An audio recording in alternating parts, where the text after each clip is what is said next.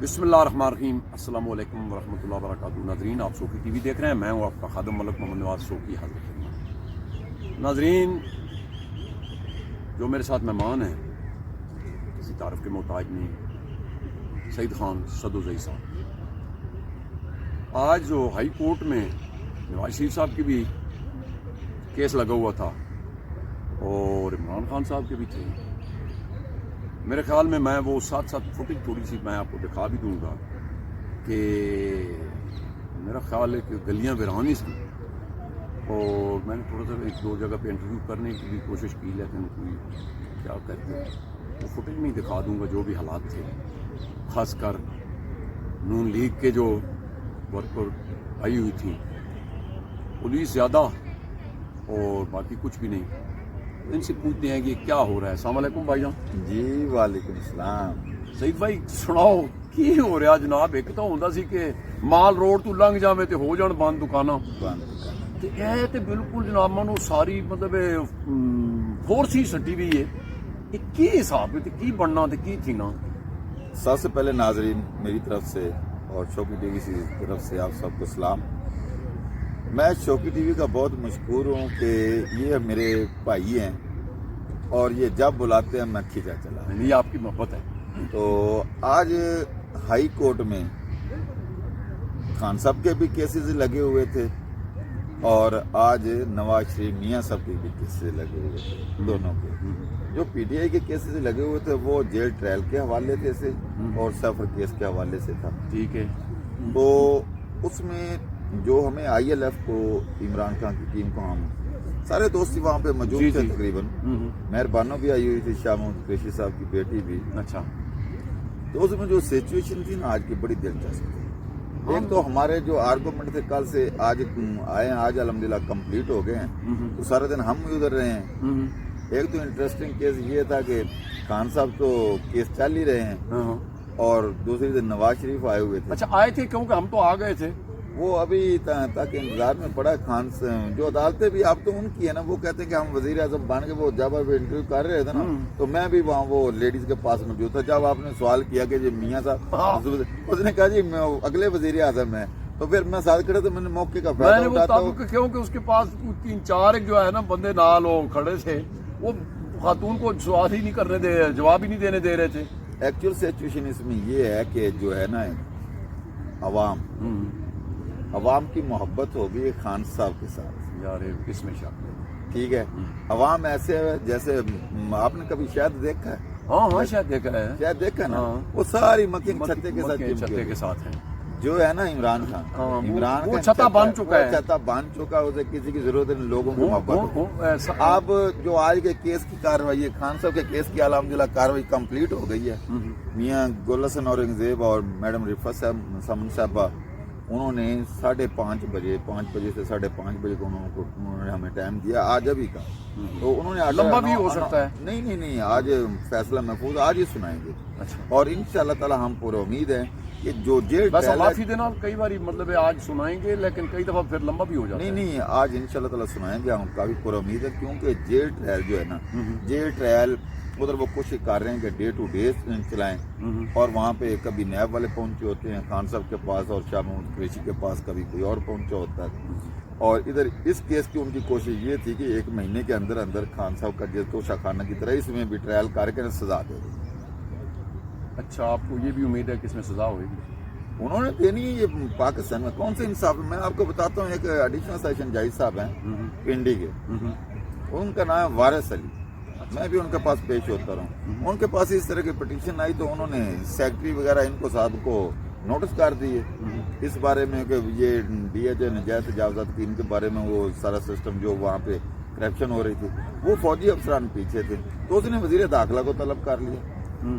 جب اس کو طلب کیا تو اس کا نتیجہ یہ نکلا کہ جج صاحب کو انہوں نے کر کے رپورٹ کرنے کے لیے ہائی کورٹ کر دیا اور عہدے سے بھی فارغ کر دیا۔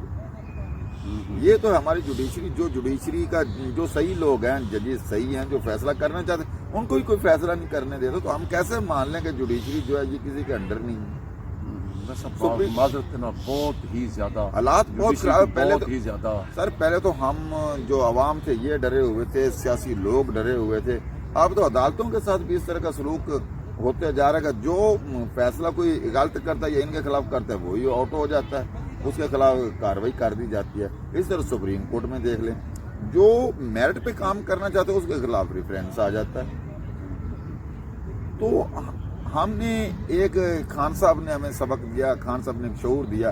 खान साहब को एक अप्रिशिएट मैं करता हूँ कि खान साहब ने कौम को एक कौम बना दिया, सिंधी, बलोची, पठान, पंजाबी। अब ये एक कौम है। कौम का शऊर किसने दिया? खान ने दिया।